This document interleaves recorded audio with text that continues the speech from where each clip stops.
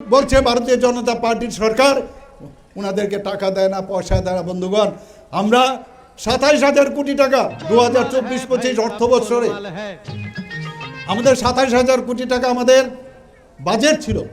আমরা committed expenditure, যারা চাকরি করে তাদের টাকা দিতেই হবে, যারা পেনশন পায় তাদের টাকা দিতেই হবে। তো সেই জায়গায় দাঁড়িয়ে যারা আমরা লোন নিয়েছি, লোনের ইন্টারেস্ট আমাদের দিতেই হবে।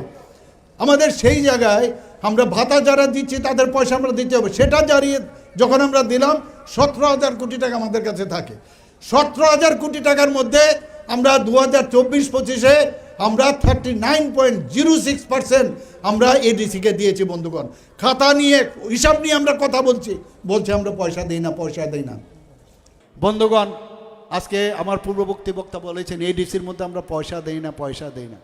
এডিসির কি অবস্থা, এডিসির সম্পর্কে আপনারা সবাই খবর জানেন কি হচ্ছে সেখানে।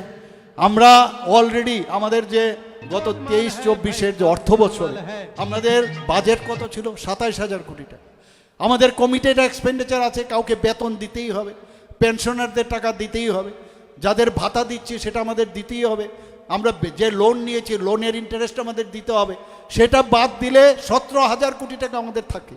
সেই 17,000 কোটি টাকার মধ্যে আমরা 39.06% আমরা এই এডিসি এবং জনজাতি অধ্যুষিত এলাকায় আমরা খরচ করি।